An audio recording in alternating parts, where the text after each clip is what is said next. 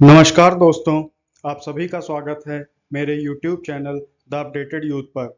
दोस्तों, इस वीडियो के ज़रिए आज हम बात करने वाले हैं आखिरी वो 15 मिनट की, जब चंद्रयान 3 यहाँ पर चंद्रमा की सतह पर लैंड करने वाला होगा। तो उससे 15 मिनट पहले जो वो टाइम पीरियड होता है, वो टाइम पीरियड बोला जाता है वैज्ञानिकों के द्वारा कि ये दहशत के 15 मिनट होते हैं, यानी इन्हें हम 15 मिनट्स ऑफ टेरर कहते हैं। क्योंकि इसी समय में हमें सभी के सभी चीज़ों का खास ध्यान रखना होता है, जिसकी वजह से जो चंद्रयान 3 है वो चंद्रमा की सतह पर सही से लैंडिंग कर पाए और एक स्मूथ लैंडिंग कर पाए। क्योंकि हमें पता है कि जो चंद्रयान 3 है वो चंद्रमा की सतह पर आज 23 अगस्त को शाम को 6:04 पे लैंड करने वाला है। तो उसकी लैंडिंग के लिए यहाँ पर 2 घंटे पहले से ही पूरी की पूरी टीम तैयार बैठी है इसरो की। और साथ ही साथ लैंड करने से 15 मिनट के पहले का जो टाइम पीरियड है उसमें कई सारी टेक्निक्स का यूज़ किया जाएगा। और जो हमारा चंद्रयान 3 है उसके लैंडर में भी यहाँ पर उसकी दिशा में कई सारे चेंजेस किए जाएंगे, जिसकी वजह से वो एक स्मूथ और सॉफ्ट लैंडिंग कर पाए। तो हमें पता है कि जो चाँद है, चाँद के ऊपर यहाँ पर वायुमंडल की कमी है और साथ ही साथ पृथ्वी से कई गुना कम गुरुत्वाकर्षण काम करता है, जिसकी वजह से वहाँ पर किसी भी चीज़ की स्मूथ लैंडिंग होना बहुत ही मुश्किल होता है।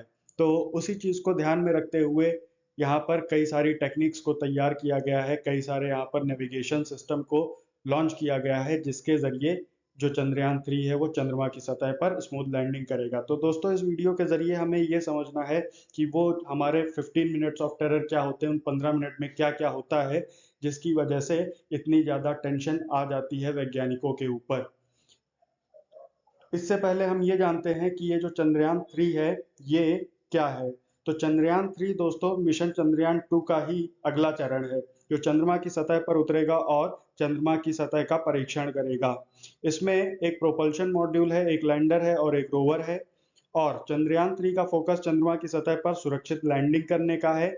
मिशन की सफलता के लिए नए उपकरण बनाए गए हैं, एल्गोरिदम को बेहतर किया गया है, जिन वजहों से चंद्रयान 2 मिशन चंद्रमा की सतह पर नहीं उतर पाया था, उन पर फोकस किया गया है। उन सभी चीज़ों पर फोकस किया गया है जिन रीजंस की वजह से चंद्रमा जो चंद्रयान 2 है वो चंद्रमा पर पहुंचने से पहले ही उससे यहाँ पर संपर्क इसरो का टूट गया था। साथ ही साथ इससे पहले इसरो ने चंद्रयान 2 को भी लॉन्च किया था, लेकिन यह सतह पर सुरक्षित रूप से लैंड नहीं कर सका था। चांद की सतह पर लैंडिंग पूरे मिशन का सबसे कठिन दौर होता है। इस बीच ये जानना जरूरी है कि चंद्रमा की सतह पर उतरना कितना कठिन और ये क्यों है। चंद्रयान 2 की सुरक्षित लैंडिंग क्यों नहीं हो पाई थी? चंद्र मिशन के लिए दहशत के 15 मिनट की क्या कहानी है? इन सभी चीज़ों के बारे में हम इस वीडियो में बात करेंगे। तो आइए दोस्तों, आगे बढ़ते हैं। चंद्रयान के चंद्रमा की सतह पर लैंडिंग करने के 15 मिनट पहले के समय को अत्यधिक कठिन माना जाता है। यह चंद्रमा कक्षा से चंद्रमा की सतह तक उतरने में शामिल कठिनाइयों को दर्शाता है। 2019 में चंद्रयान 2 मिशन से पहले इसरो के तत्कालीन अध्यक्ष के सिवन ने लैंडिंग के अंतिम चरण को दहशत के 15 मिनट कहा था। इसमें प्रारंभिक तैयारी, वेलोसिटी में कमी और टचडाउन जैसे चरण शामिल होते हैं। इस दौरान लैंडर को तेज गति वाली हॉरिजॉन्टल पोजीशन से वर्टिकल पोजीशन में उतारना होता है। तो चंद्रमा की सतह पर उतरने से 15 मिनट पहले यहाँ पर क्या क्या चेंजेस किए जाते हैं, क्या क्या यहाँ पर एक्टिविटीज़ परफॉर्म करनी पड़ती हैं वैज्ञानिकों के द्वारा, जिसके ज़रिए जो चंद्रयान हमारा है वो चंद्रमा की सतह पर स्मूथ लैंडिंग कर पाए। भारतीय अंतरिक्ष अनुसंधान संगठन यानी इसरो का बहुप्रतीक्षित मिशन जो कि चंद्रयान 3 मिशन है, ये 23 अगस्त को शाम 6:04 चांद की सतह पर उतरेगा।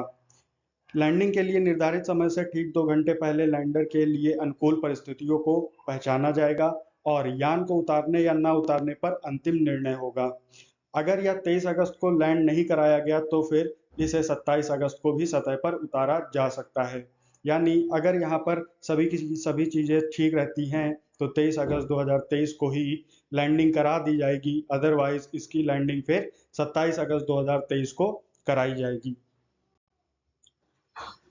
इसके बाद दोस्तों हम बात करते हैं चंद्रमा पर उतरना इतना कठिन क्यों होता है किसी भी चंद्रयान के लिए। तो दरअसल चंद्रमा में पर्याप्त हवा नहीं होती है और वहाँ पर बहुत अत्यधिक धूल पाई जाती है।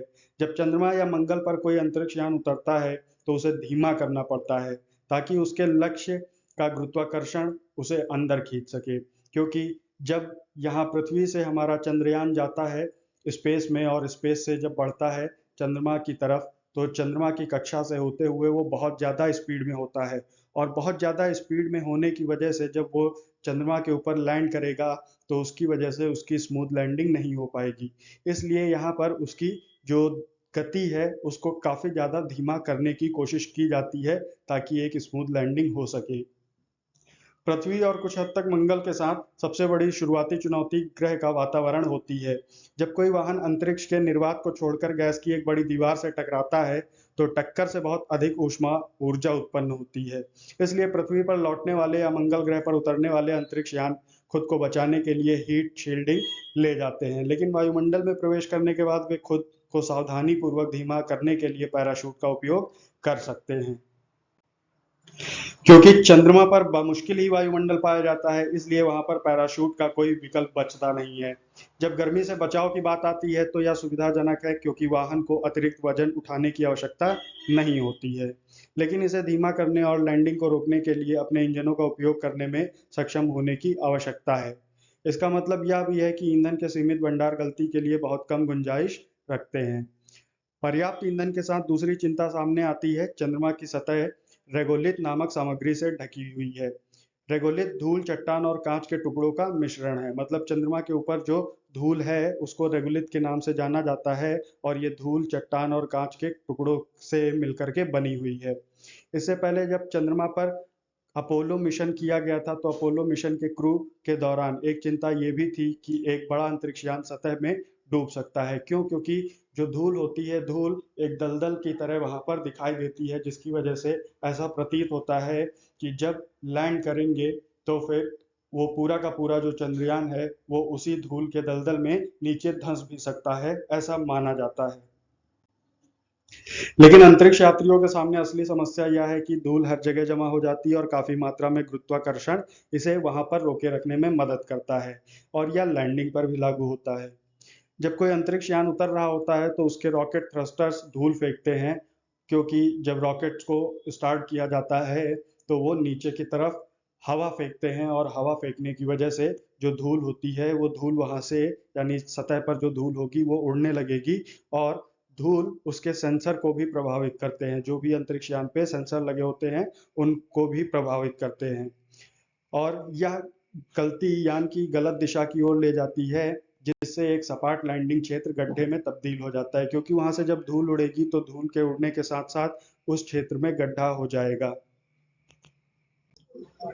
तो दोस्तों ये कुछ कारण थे जिसकी वजह से किसी भी चंद्रयान के लिए चंद्रमा की सतह पर उतरना काफी ज्यादा मुश्किल होता है। इसीलिए इसरो के वैज्ञानिकों ने चंद्रयान 3 पर कई सारे नेविगेशन सिस्टम और पेलोड्स को भी यहाँ पर लगाया हुआ है, जिसकी वजह से वहाँ की हर एक जानकारी प्राप्त हो सके, जिसकी वजह से आसानी से लैंडर को यहाँ पर चंद्रमा की सतह पर उतारा जा सके, लैंड कराया जा सके। अगर हम चंद्रयान 3 के बारे में देखें तो इस बार जो इसमें नई चीज़ें हैं तो उसमें एक नया इस बार ये काम किया गया है कि चांद की सतह पर अशोक स्तंभ का निशान होगा और इसरो के लोगों का निशान होगा। इसरो के निदेशक नीलेश देसाई ने बताया कि रोवर को लैंडर के चारों ओर 500 मीटर इलाके में घुमाया जाएगा, यानी जो रोवर है वो लैंडर के चारों तरफ घूम सकता है लेकिन केवल 500 मीटर के इलाके में ही वो घूमेगा। इसमें दो पहिए ऐसे हैं इस रोवर में जो कि लैंडर के अंदर ही मौजूद होगा और उतरने के बाद, लैंडर के उतरने के बाद ही ये लैंडर के अंदर से निकलेगा रोवर। तो इसमें दो पहिए ऐसे हैं जिसमें से एक पर इसरो का लोगो उभारा गया है और दूसरे पहिए पर अशोक स्तंभ को उभारा गया है, ताकि जब रोवर चांद की सतह पर चलेगा तो वो अपनी छाप या पदचिन्ह को वहां पर छोड़ेगा। इसरो का लोगो और साथ ही चंद्रमा की सतह पर अशोक स्तंभ, ये दोनों चीजों की यहाँ पर जो पदचिन्ह हैं वो चंद्रमा पर इस बार छप जाएंगे जब रोवर यहाँ पर चंद्रमा की सतह पर आगे चलेगा। रोवर इमेजर या कैमरा सिस्टम जिसे हमने रोवर के पीछे लगाया है, जब भी रोवर आगे या पीछे जाएगा हमेशा इलाके की तस्वीरें लेगा। तो इस तरह हमारा लोगो और अशोक स्तंभ चंद्रमा की सतह पर अंकित हो जाएगा।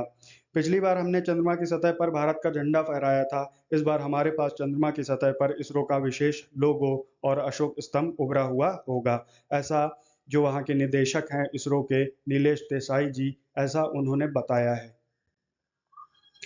वैज्ञानिकों ने यह भी बताया कि चंद्रयान 3 के लैंडर किस तरीके से लैंडिंग में मदद करेंगे। तो जो विज्ञान प्रसार के वैज्ञानिक डॉक्टर टी.वी. वेंकटेश्वरन हैं, उन्होंने बताया कि चंद्रयान 3 के विक्रम लैंडर के उतारने की प्रक्रिया को समझाया हुआ है। उन्होंने कहा कि वास्तव में चंद्रयान 3 का जो लैंडर है जिसका नाम है विक्रम, वो चंद्रमा के दरवाजे पर है और कुछ घंटों बाद ये सुरक्षित लैंडिंग करेगा। लैंडर पर दो महत्वपूर्ण कैमरे मौजूद हैं, दो महत्वपूर्ण कैमरे लगाए गए हैं। पहला लैंडर पोजीशन डिटेक्शन कैमरा और दूसरा खतरे का पता लगाने और बचाव करने वाला कैमरा। इनका परीक्षण भी किया जा चुका है।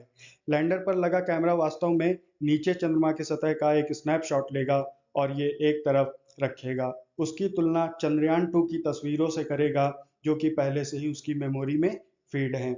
यानी जो हमारा दूसरा कैमरा है उसमें यहाँ पर पहले से ही चंद्रयान 2 से जो भी चंद्रमा की सतह की यहाँ पर तस्वीरें ली गई थी, उन तस्वीरों को फीड करके भेजा गया है ताकि जो इस बार तस्वीर ली जाएंगी उनका कंपैरिजन किया जा सके चंद्रयान 2 से ली गई तस्वीरों के साथ, ताकि चंद्रयान 3 के लैंडिंग के लिए एक अच्छी लोकेशन का पता चल सके और वहाँ की सिचुएशन कैसी है इसका भी अंदाजा लगाया जा सके।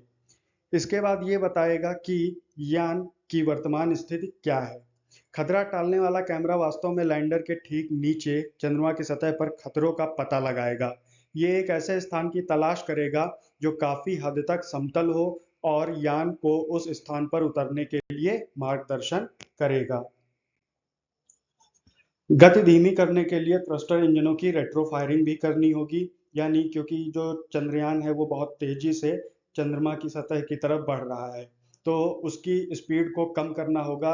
अदरवाइज जब वो लैंड करेगा तो फिर यहाँ पर स्मूथ लैंडिंग नहीं हो पाएगी। तो स्मूथ लैंडिंग के लिए जो हमारा चंद्रयान है उसमें यहाँ पर थ्रस्टर इंजन लगाए गए हैं और थ्रस्टर इंजनों को यहाँ पर चालू कर दिया जाएगा, जिसकी वजह से उसकी स्पीड कम होगी, तभी वो एक सॉफ्ट लैंडिंग कर पाएगा। तो इसके बारे में बताया गया है कि विक्रम चांद की सतह से करीब 30 किलोमीटर की ऊंचाई पर होगा, जहां उसकी गति 1680 मीटर प्रति सेकंड होगी। यहां से लैंडर नीचे उतरने का प्रयास करेगा। चांद का गुरुत्वाकर्षण उसी समय उसे अपनी ओर खींच रहा होगा। उस समय पर वैज्ञानिकों को थ्रस्टर इंजनों की रेट्रो फायरिंग करनी होगी जिससे इसकी गति कम हो सके, क्योंकि 1680 मीटर प्रति सेकंड की गति बहुत ज्यादा होती है। लैंडर मॉड्यूल में ऐसे 4 थ्रस्टर इंजन लगाए गए हैं जिनकी वजह से इनकी स्पीड कम की जा सकती है। लैंडर 30 किलोमीटर की ऊंचाई से 6.8 किलोमीटर की ऊंचाई पर आएगा। इस दौरान गति 350 मीटर प्रति सेकंड हो जाएगी। यानी जब वो 1680 मीटर प्रति सेकंड की रफ्तार से सतह की तरफ बढ़ रहा होगा, तब दो इंजन जो थ्रस्टर इंजन है उनको स्टार्ट कर दिया जाएगा, उनकी रेट्रो फायरिंग कराई जाएगी, जिसकी वजह से जो लैंडर है उसकी स्पीड कम हो करके 350 मीटर प्रति सेकंड हो जाएगी। यानी ये लगभग 4 गुना कम हो जाएगी। उसके बाद उन चारों में से 2 इंजन बंद कर दिए जाएंगे। फिर लैंडर 2 ही इंजन के साथ नीचे की ओर आएगा और ये 2 इंजन लैंडर की डीबूस्ट थ्रस्ट देंगे। गति धीमी करने के लिए थ्रस्टर इंजनों की रेट्रो फायरिंग करनी होगी। लैंडर 6.8 किलोमीटर की ऊंचाई से 800 मीटर की ऊंचाई तक आएगा। इस दौरान उसकी गति लगभग 0 मीटर प्रति सेकंड हो जाएगी, क्योंकि यहाँ पर जब डिबूस्ट किया जाएगा, जब यहाँ पर इंजन्स के जरिए रेट्रो फायरिंग कराई जाएगी, तब उसकी स्पीड काफ़ी ज़्यादा कम हो जाएगी और धीरे धीरे कम होते होते 800 मीटर की ऊंचाई तक आते आते उसकी स्पीड लगभग 0 मीटर प्रति सेकंड हो जाएगी। यानी अब लैंडर जो है वो पूरी तरीके से बंद हो जाएगा और अब वो फ्री फॉल करेगा, जो कि गुरुत्वाकर्षण की मदद से कर रहा होगा। उसके बाद सीधे 150 मीटर तक सीधे उतरेगा, जिसे वर्टिकल डिसेंट कहते हैं। यानी जब ये 800 मीटर की ऊंचाई पर आएगा तो उसके बाद 150 मीटर तक सीधे उतरने की कोशिश की जाएगी। उसके बाद जो अन्य कैमरा और सेंसर लगाए गए हैं उनके इनपुट और रेफरेंस इमेजेस की तुलना करके यह निश्चित करेगा कि चांद पर जो घूम रहा है उसके सीधा नीचे उतरने से सही लैंडिंग कर पाएगा। यदि उसको लगता है कि अनुकूल लैंडिंग नहीं हो सकती तो थोड़ा दाईं या बाईं ओर मुड़ेगा और लगभग 60 मीटर तक जाएगा। उसके बाद फिर नीचे सीधा उतरना शुरू करेगा। तो दोस्तों, ये कुछ प्रक्रिया है जिसके जरिए चंद्रयान 3 चंद्रमा की सतह पर सॉफ्ट लैंडिंग करने वाला है, और इस प्रक्रिया के जरिए ही लगभग 10 किलोमीटर स्क्वायर की रेंज में, यानी जो एरिया होगा जिस जगह पर लैंडिंग करनी होगी वो एरिया इस बार 10 किलोमीटर स्क्वायर का एरिया सेट किया गया है। तो इस तरीके से यहाँ पर चंद्रयान 3 लैंडिंग करेगा और उम्मीद है कि एक सॉफ्ट लैंडिंग इस बार हो जाएगी।